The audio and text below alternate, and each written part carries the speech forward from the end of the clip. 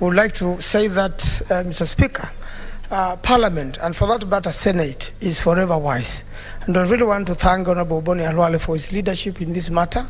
And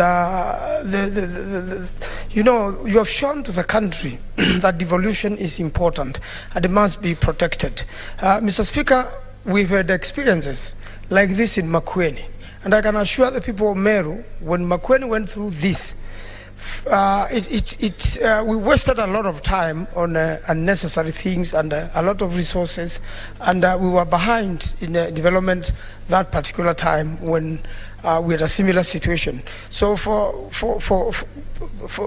Meru have to learn from our experience and the political events which followed then. The participants of this particular event were very nasty.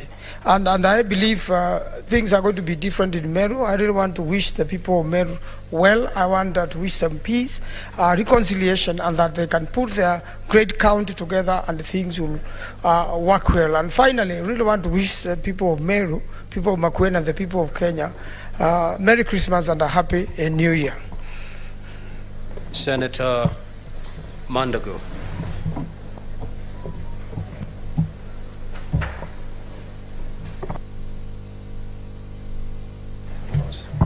Thank you very much, Mr. Speaker. Mr. Speaker, on matters impeachment. One, Mr. Speaker, I think it will be important for this Honourable House to follow on its own recommendations where it has been made in past impeachment, Mr. Speaker. Mr. Speaker, there is need to amend Standing Order number 82 that gives only 10 days to the committee. Mr. Speaker, for any committee to do a more serious work in terms of reporting, there will be need to do that. Two, Mr. Speaker, I want to say that matters impeachment over governor are not gender matters. And Mr. Speaker, we get completely disappointed when they are looked in the eyes of gender. We are looking at a governor who has been elected and a serving governor.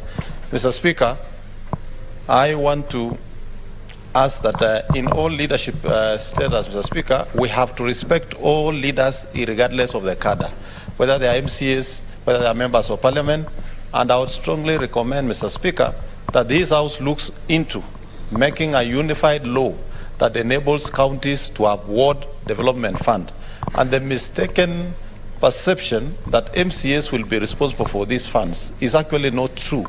It is the executive who actually use the funds to implement, but the members of county assembly are given opportunity, being the grassroots leaders who represent the people of those wards, to bring the requests of their citizens to the executive, and having a fund that is close to the ward level, Mr. Speaker, then enables the executive to respond to the needs of the residents of the wards who are also residents of that county, Mr. Speaker. Mr. Speaker, going into the future, we need to expedite the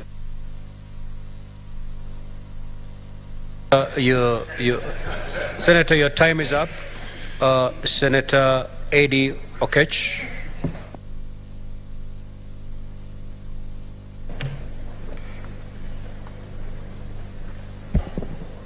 Thank you, Mr. Speaker.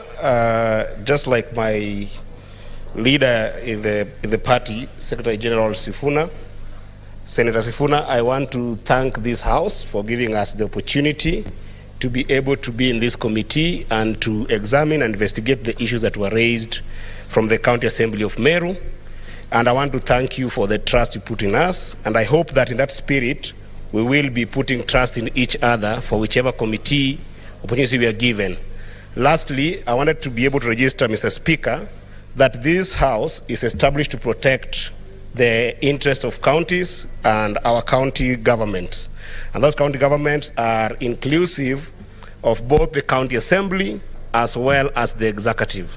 So I want to express that the notion that sometimes when issues of impeachment come to this place and it goes either the executive way or the county way or the county assembly way, doesn't mean that the House leans to one side.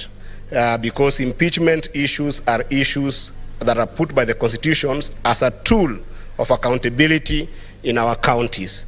So I thank the team again for working together, and I hope that as a House, we will stand very strong according to our responsibility under Article 96 to protect the interests of counties when they arise such as this. Thank you so much, Mr. Speaker. Senator Robert.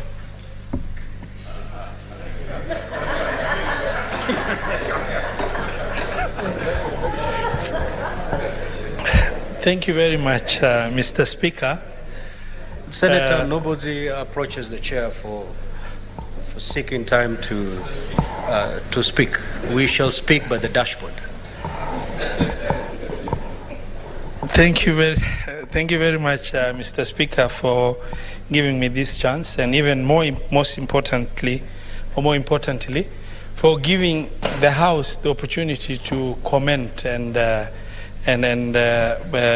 this. I would like to take this opportunity very humbly, respectfully, advise, the governor of Meru to be humbled by the calling of leadership, to understand that calling is very weighty. As Swahili saying says, aliyekupa wewe kiti ndiye aliyenipa mimi kumbi. The same God that gave you that power of leadership is that same God that distributed other opportunities. Mine is to request you to be humbled by the calling of leadership. Kindly get in touch with the leaders of Meru. Sit down together within the confines of the law and try and work with them. We have executed this impeachment process, and we believe that there's a lot that has been learned. And the Senate is here to advise you whenever you so require in terms of giving guidance in issues that are gray. Mine is to just say thank you very much to the House also for giving us this opportunity to undertake this responsibility on behalf of the House. Thank you very much, Mr. Speaker. Senator Faki.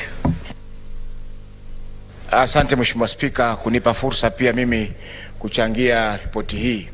Kwanza naipa kongole kamati iliongozwa na mpiganishaji mafahali ambao wamefanya kazi nzuri na imeipa moyo bunge la Senate kwamba wanaweza kutenda haki kwa mtu yoyote ambaye atafikishwa mbele yake. Pili, Mheshimiwa Spika, ningependa si kumpongeza lakini kumtaka gavana ambaye yuko hapa mbele yetu, Gavana Kawira, na pia County Assembly kwamba hii si kwamba mmoja ameshinda na mwingine ameshindwa. Hii ni kwamba mumeweza kuletwa pamoja, mkazinduliwa kwamba mumechaguliwa kutumikia wananchi wa Meru na wa Kenya kwa jumla. Kwa hivyo hapa hakuna mshindi. Walioshindwa ni kwamba wananchi wa Meru wameweza kukosa huduma kwa muda wa miezi 4 sasa. Na Mheshimiwa Spika, kwenda mbele ni kwamba lazima tuangalie kama tunaweza kuirekebisha sheria ili kabla watu kwenda katika masuala ya kubanduliwa uongozini, impeachment, kuwe kuna taratibu ambazo zinafuatwa. Kwa mfano, waweze kupita katika ile kamati tume mnaitwa Intergovernmental Relations Committee. Waweze kwenda pale kwanza wajaribu kutatua matatizo yao kupitia mazungumzo na arbitration, wakishindwa ndio waende katika swala la mwisho la impeachment. Yani hii swala la kubandulia mtu mamlakani ni kwa sababu mtu akibanduliwa hawezi tena kusimamia cheo chochote, hata baraza ya chifu pia hawezi kupata cheo. Hiyo ni silaha ya mwisho ambayo inaweza kutumika kumuondoa mtu mamlakani kwa masuala kama hayo. Kwa Mheshimiwa Spika, pia swala la unapobanduliwa mamlakani, yule deputy governor ama naibu governor pia hafai kuchukua nafasi ile, kwa sababu kwa sasa kwa mfano deputy governor wa Meru hajui amsupport governor wake ama aisupport. Senator Meru. Thank you very much, Mr. Speaker. First and foremost, I would want to round the Dr. Boni Halwale Red Committee. That was a job well done.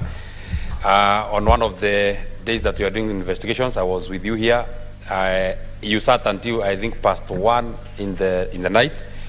That is a lot of commitment. We are proud that we gave you that opportunity, and we have the lessons. and even your own leadership. That was very good. Number two, I also want to congratulate Governor Kawira that you have gotten an opportunity to go back to Meru. My only word would be that you go and serve the people of Meru. They voted for you overwhelmingly, over 200,000 votes. It's quite a huge number, so I wish you well as you serve the people of Meru.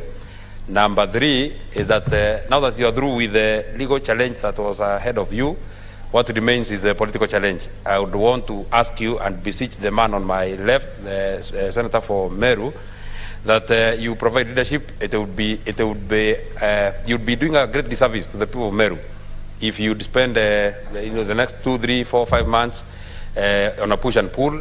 I also want to ask our county assemblies that do not fear bringing impeachment and motions to and the petitions to the Senate. Bring them and we shall do justice, just as we did to the one that was brought by the County Assembly of Meru.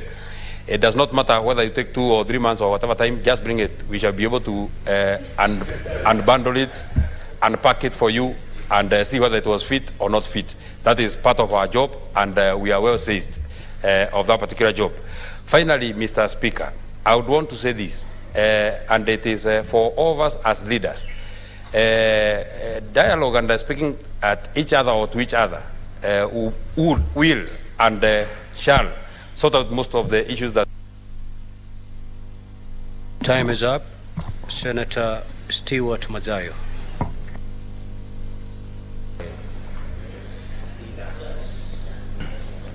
Asante Bwana Spika. Bwana Spika, kitu cha kwanza nataka kumpatia kongole ndugu yangu Boni Khalwale kwa kuongoza kamati ambayo ilikuwa inachunguza mambo haya. Kazi uliyoifanya ndugu yangu, ama mlioifanya nyinyi kama kamati, sisi sote tunapatia hongera. Cha pili Bwana Spika, nafikiria nataka kudirector ama kuongea na dada yetu Kawira. Kawira umepewa mamlaka na wananchi wa Meru. Ni lazima uangalie katika mamlaka yako unayoyatumia na utenda kazi wako, ni kwamba watu wa Meru ndio wanangoja hiyo kazi yako utakayoifanya ili waifurahie, kwa sababu wewe wamekuchagua kama kiongozi. Mambo ya kujipiga kifua na kusema kwamba wewe ndio kila kitu pale, tuiweke kando. Fanyia kazi watu wa Meru na ushirikiane. Hauwezi kuwa kiongozi kama gavana kama hautashirikiana na ma-MCAs wako. Ushirikiana na ma-MCAs wako ndio kutaleta maendeleo, na hayo maendeleo ndio yanatakana na watu wa Meru. Kwa hiyo dada yangu, mimi naweza kukuambia kitu kimoja. Weka kibri, weka kujidai, weka hivyo vitu vyako vyote ambavyo unafanya mpaka ma-MCAs hawataki kufanya kazi na wewe kando.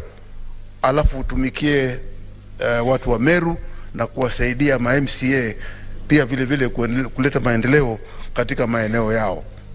Hiyo ni usia wangu kwako, na umeponea chupu chupu. Waswahili husema umeponea chupu chupu, otherwise ungeona barabara ya kwenda nyumbani. Kwa hiyo sisi tu tunasema ya kwamba ufanye kazi na watendee kazi watu wa Meru. Asante Bwana Speaker. The Honorable Chiranke.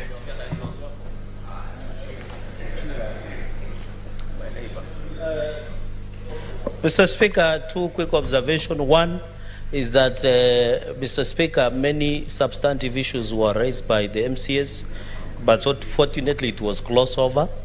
Number 2, we have today, in my own observation, we have legitimized temporary impunity, where you go to an office, you afoul the law, and that is it. Number 3, Mr. Speaker. Honorable Senator. Mr. Speaker. I gave directions on how we're going to make our comments going forward. Yes. The report by the committee is a report of the Senate. You're a senator, and yes, therefore you're functus official as far as that report is concerned. You cannot therefore purport to distance yourself from that report. And if that is your line of contribution, kindly take your seat. Mr.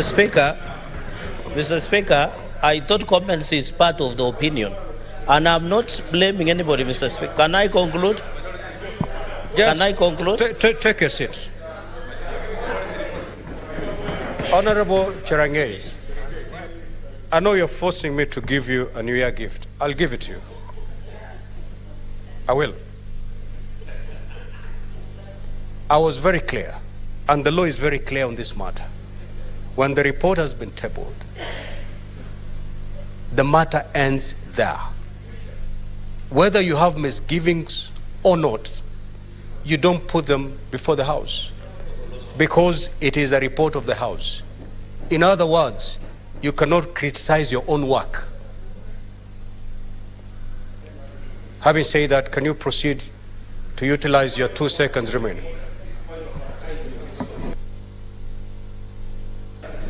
What is the point of order, Senator Sifuna? Mr. Speaker. Mr. Speaker. Take a seat, Senator Cherangei. Mr. Speaker. Mr. Speaker. Yes. Mr. Speaker, on behalf of Senator Kinyua, can you take your seat, please? I'm on a point of order. You are not on a point of order. He is on a point of order. Senator Sifuna is on a point of order. You are not. No. I said Sifuna.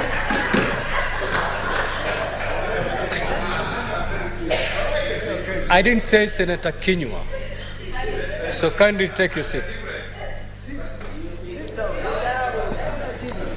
What's the point of order? Mr. Speaker, on behalf of the committee that I served in, I find it terribly insulting. After the hours of work that we've put in, Mr. Speaker, the nation has witnessed how long we've sat in this chamber to be able to go through the evidence, to listen to the parties, to do our research, and the detailed report is before the House, Mr. Speaker. You will be able to see the industry that was put in by this committee. I therefore feel strongly insulted for the senator from Nandi to suggest that we have glossed over any matters that were brought before this particular committee, and he has to withdraw and apologize, Mr. Speaker.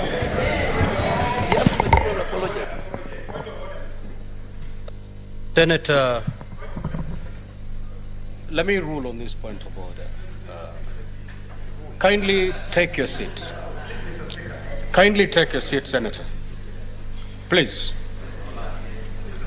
Senator Kinyua, take your seat. Senator Cherangei, I was very clear before I opened up space for comments going forward. And we said we are not going back to that report because that report now is a property of the House, including you yourself as the Senator for Nandi. Your statement to the effect that the committee glossed over some issues is unfortunate. And I'm afraid you have to retract and apologize. Failure which I may order you to be out of order and proceed to throw you out.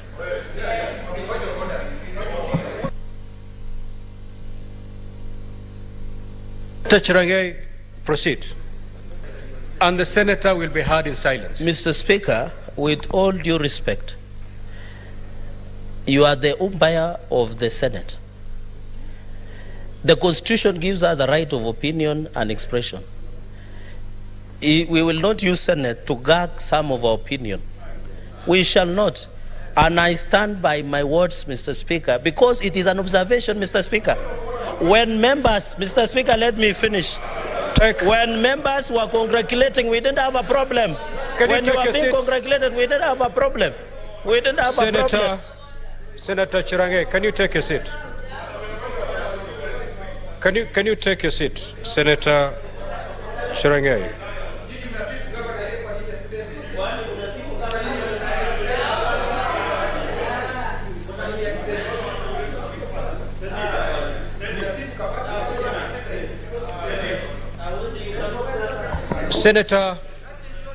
Senator Cherangei, you're not in the market.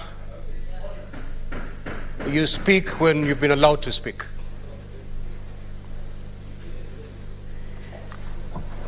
I'm going to repeat myself so that you get me as clear as you can. When this report was laid on the table today, it was laid pursuant to both Section 33 of the County Governments Act and Standing Order 80, that the matter rests at that, and no further proceedings shall be taken insofar as those allegations are concerned. Whether you feel aggrieved, whether you feel the committee did whatever you're saying, that has no space on the floor of the House, as far as the law is concerned. You may use another opportunity to air your grievances and your misgivings, but certainly not the floor of the House. So to that extent, you have to retract and apologize. Proceed, Senator Cherenge.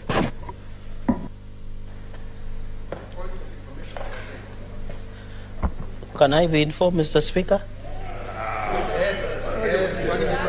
Yes. Yeah, can I be informed? Can I be informed? Right to informed.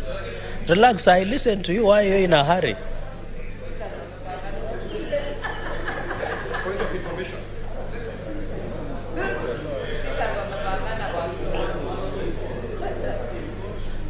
Point of information.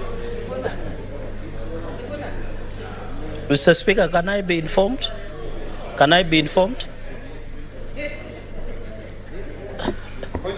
Proceed, Senator Cherenge. But someone wants to inform Proceed me. To retract and apologize. Mr. Speaker, in your ruling, when you gave us opportunity to make comments, you said anything we make, the comment we make here will not alter or change the course of the decision of the committee. So all these opinions everybody has been raising are personal opinions on what they think. And I've had people commenting about the process, commenting about the chair, commenting about everybody, Mr. Speaker. And therefore, and even others were congratulating the government, Mr. Speaker. So, Mr. Speaker, I cannot be gagged. The Constitution gives a right, each and every Kenyan, right to opinion, right to say who they are, unless the Senate has changed and decided to gag its members from expressing their position. And if anything that we say, Mr. Speaker. Cover your seat. Senator Cherenge, you're holding your standing orders. Kindly proceed to Standing Order 122, gross disorderly conduct. I have made a ruling. You don't debate my ruling. You don't. Standing Order 122A. 1A states as follows. A senator commits an act of gross disorderly conduct if the senator defies a ruling or direction of the speaker or chairperson of the committee. That is exactly what you have done. Now, before I give you the consequences of doing so, I'm giving you the last opportunity. Proceed to retract and apologize.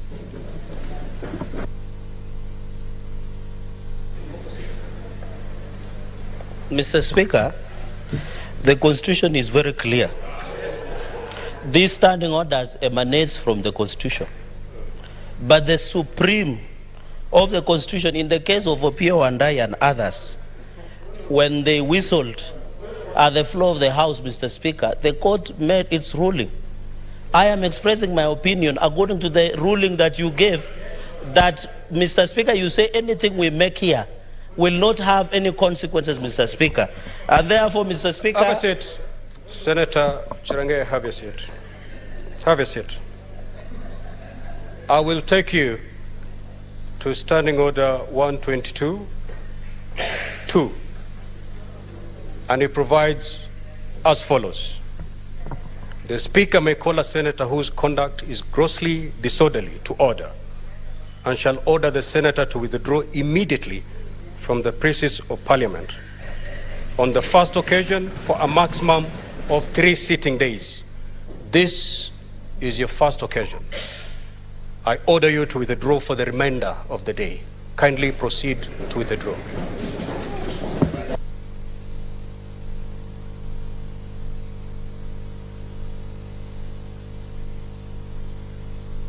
Senator Mwaruma. Senator Mwaruma.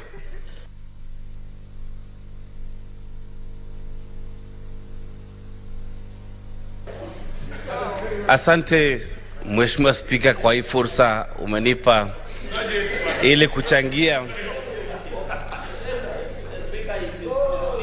Mheshimiwa Spika, ningependa kusema kwamba nashukuru kamati kwa ile kazi walifanya, na nashukuru bunge hili kunipa fursa kuingia kwa hiyo kamati. Tuliangalia ule mswada wa kumondoa gavana wa Meru kwa kina na kindani sana.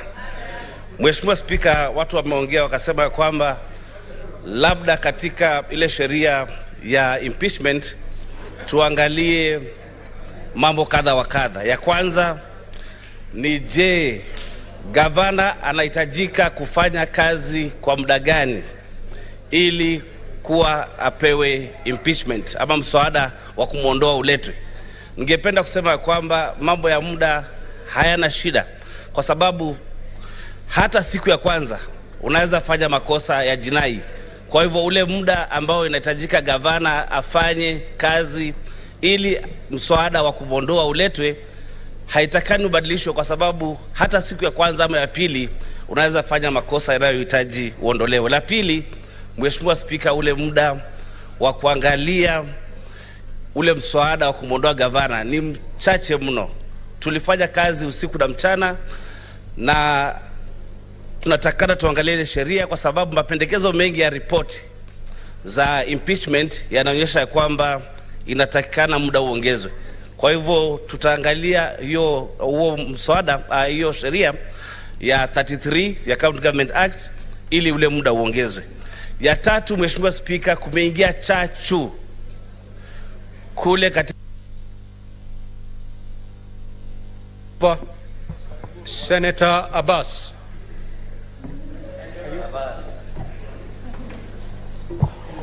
Thank you, Mr. Speaker, sir. Mr. Speaker, this is House of Records, and I want to put the records straight that one of the senators, Mr. Enoch, has said that my committee, the Committee for Devolution, has delayed in intervening in these issues. Mr. Speaker, we did not delay. We did move first, and we consulted the local leaders, because we need to start with local leaders so that this issue can be solved, including our Deputy Speaker, and we were advised that the matter is being handled by the local leaders, and then they will inform us later. And before they completed their consultation, the matter went to court. So we could not intervene matter that is in court again. And since the court ruled in favor of the governor, we do not take seriously that issue now, because it has been finished by the court. And because of that, the second time the matter delay came again, and it moved very fast, Mr. Speaker, sir. With this, I think, information, I want to make the hazard to be corrected. The committee actually had all the efforts made, and therefore, with this, one other thing, I want to also commend the committee, the select committee for the matter, and I want to tell the chairman, it was actually a wonderful session. I've been looking through the TV, and one other thing is I want to advise the governor. The governor is here with us that as much as you are right, we need you to consult. Actually, the assembly is a very important institution in your day-to-day management, and without consulting and dialoguing with the assembly, I want to tell my sister that is out. Honorable Senators, our hour is long spent. I'm going to give two chances to both sides, starting with Senator Mogeni, and then we'll take it from there.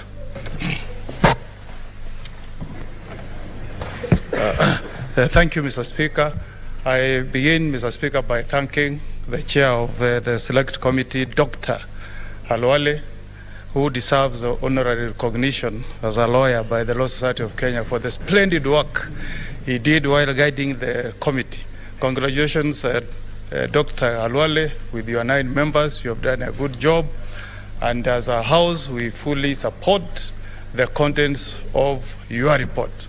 Mr. Speaker, speaking to the MCS of the Great County of Meru, Mr. Speaker, men have various talents. And when women pick their husbands, they look at various talents. Mary, beautiful wife of the senator for Kitui, Wambua, picked a journalist, a great man who can use the power of the pen to communicate to people. My wife, Jacqueline, opted for a senior counsel, a celebrated lawyer in this republic. The husband of the governor of Meru chose her husband who has a talent with the guitar. She is celebrated by many women as a man who can campaign for this great governor of Meru to become a governor.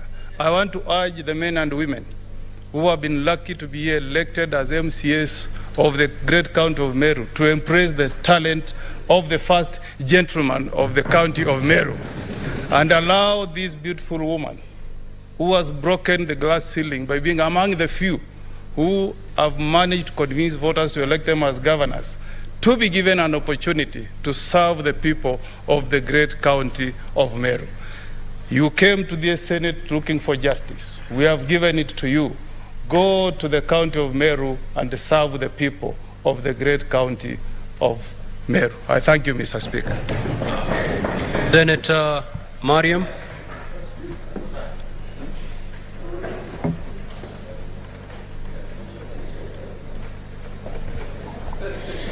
Thank you, Mr. Speaker, for giving me this opportunity. First of all, I congratulate the committee for tiresome work, and which led by... What is your point of order, Senator Joyce? What is your point of order, Senator Joyce?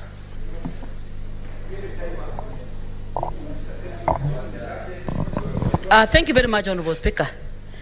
Is it in order for Honorable Kinyua to march to your seat without respecting the seat? Certainly, Senator Kinyua, you're out of order. You can approach the chair, but you know exactly how to approach the chair. You may proceed to take a seat. Proceed, Senator Mariam. Thank you, Mr. Speaker, for giving me this opportunity. I congratulate the committee members led by Dr. Boni Rawale for tiresome work. I was following up the impeachment, and to my opinion, Governor has a second chance. She may be improving her communication with their employees, and also relationship. She must have a good relationship with her employees, with the MCS. So, thank you, Mr. Speaker.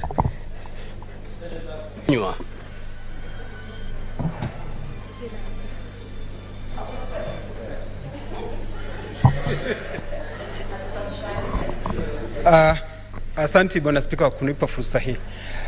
Kwanza nataka kupongeza kamati hii kwa sababu Bwana Spika wamefanya kazi nzuri wakiongozwa na Senator Dr. Halwale. Lakini Bwana Spika, kwa sababu sijasoma hii ripoti, kuna maswali niliyokuwa nikijiuliza.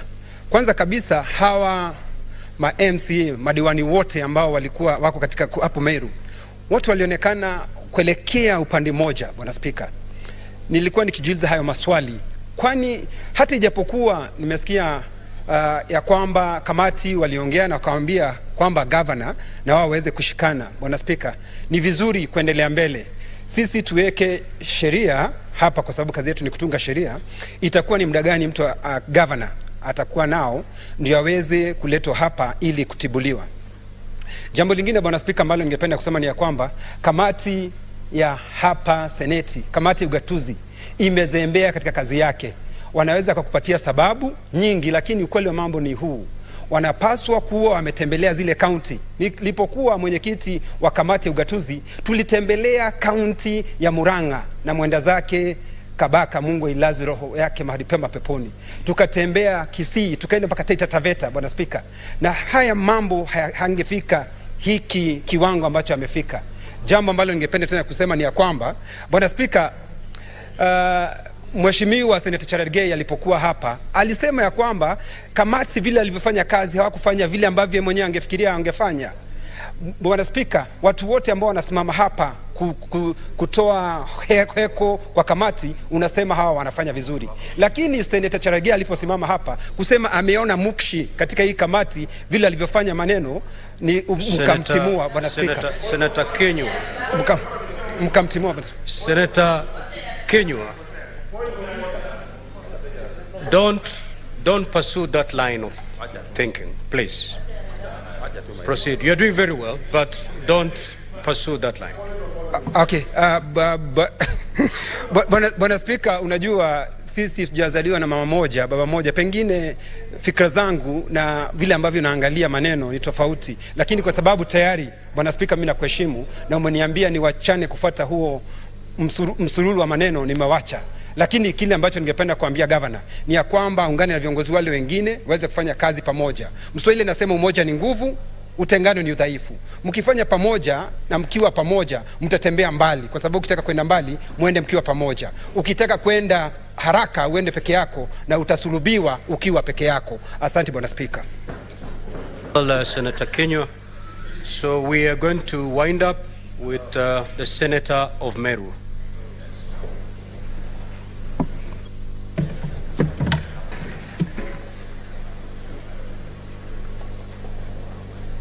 Asante sana Bwana Spika kwa fursa hii, na ningesimama hapa niseme nashukuru bunge hili la Seneti sababu ya kutoka kwa likizo yao ndio wakuje hapa hizo wiki mbili kusikiza masuala ya yale ya Meru. Bwana Spika, niseme hii ni siku kubwa sana ya Meru, nikiwa mmoja wao.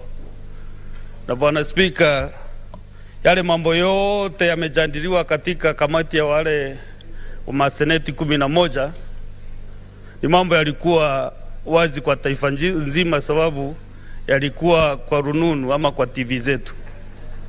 Na kwa hivyo ningeomba vile wanakamati, sababu nimekuwa katika vyote vikao, wameshauri viongozi wote, wameshauri gavana wa Meru, ile kamati niliona ilishauri pia MCA wetu, na kwa hivyo yale masuala yako wazi kabisa katika vichwa vyetu tukiwa wa Kenya. Na kwa hivyo ningeomba gavana wangu, sababu ako hapa, na kuomba tafadhali, sababu umepata fursa nyingine ya kuhudumia watu wa Meru, na kuomba kwa unyenyekevu nikiwa seneta wako pia uweze kuwafikia wale viongozi wa assembly ya Meru, uweze kukaa nao chini haraka iwezekanavyo, ndio muweze kushauriana vile mtafanya kazi pamoja. Kenya hii imeangalia Meru kwa macho mawili. Meru imekuwa sasa ndio ile inaitwa trading, ina trend kabisa katika taifa. Sisi tukiwa viongozi wale wamechaguliwa Meru, mimi seneta na wale viongozi wengine MPs, tutafanya vile tutaweza ndio tuweze kuendeleza Meru pamoja. Wewe mwenyewe pale ulisema na unajua ile shinda iko Meru na vile ungependa kufanya kazi yako. Tafadhali naomba ukirudi Meru enda ufanye vivyo hivyo. Kana wale viongozi wetu, sisi wote hatutahama Meru. Tumezaliwa pale Meru, tutazikwa, tukikufa siku ile tutazikwa. Na kwa hivyo tuungane sote na tufanyie wa Meru kazi. Bwana Spika, hii kamati ya ugatuzi inaongozwa na mwenyekiti Abbas. Ningeomba ipige kambi Meru ndiweze kusaidia ugatuzi wa Meru. waweze kujadiliana pia, kuwapea ushauri. Mheshimiwa Basi, mwenyekiti wa ile kamati, ni kiongozi tumefanya naye kazi katika lile bunge la taifa, na kwa hivyo najua ushauri wake na kamati yake utasaidia sana gavana wetu na usaidie county assembly ndio tuweze kuendelea. Siku ya leo si siku ya ushindi ya mtu mmoja. Tuseme tukitoka hapa ati tumeshinda, wengine wameshindwa. Ningependa tutoke hapa kama Meru imeshinda kwa jumla, sababu kesho kutwa tutakuwa tunaangaliwa Meru baada ya kutoka Nairobi kwa wiki mbili, tunaendelea namna gani pale Meru. Kwa hivyo ngavana, naomba na watu wako tusijivune vile tumeshinda katika hii issue. Swali ilikuwa hapa, tutoke hapa, shauri watu wako wasiandike kwa mitandao vile kikundi yako imeshinda na imeshinda wale wenzetu wa county assembly. Wewe mwenyewe dhibiti watu wako wale wanatangaza maneno, na naongea kwa Kiswahili ndio yule mama kwa kijiji leo asikie. Naomba waambie watulize mboli, tuungane. Mimi niko tayari na mlango wangu umefunguliwa ndio tuweze kuungana na kuunganisha watu wetu. Na unajua mimi kabisa nimejaribu pia katika hii process ndio tukae pamoja, tukae na MCAs ndio tuweze kwenda kwa safari moja. Wale wanafikiria kadhuri na mambo mengine, nataka kuwaomba ya kwamba mambo ya uongozi, ile kitu mtu atakuwa kesho ama kesho kutu, ni Mungu anajua. Mimi na serve serikali, na serve nchi yetu ya Kenya nikiwa senator. Na kwa hivyo tufanye kazi pamoja. Wiki jana tumeungana hapa na maseneta tukapitisha sheria ile inaitwa additional allocation bill. Now it's an act of parliament. Na Meru tumeongezea bilioni 1.2 tumeleta Meru last month. Kwa hivyo tutakuunga mkono vile tutaweza, ndio tuweze kuendeleza Meru na taifa letu pamoja. Kwa hivyo Bwana Spika, mimi nakushukuru pia wewe, nashukuru ile kamati ilihusika na hii msakato kwa wiki mbili, siku 10, na nataka kusema tutaomba sana, sababu hizo siku mimi unajua nimebeba mzigo wote kwa kaunti ya Meru. Nitaomba kama kuna masora katika kaunti yoyote, maseneta wenzangu, uwe mnasuluhisha maneno kabla ifike hapa. Mambo ikifika hapa inakuwa mzito zaidi. Kwa hivyo nashukuru Bwana Spika na kuombea Mungu asaidie kaunti yetu na tuweze kuendelea vizuri na tusirundi hapa tena mama yetu gavana. Asanteni sana, Mungu awabariki.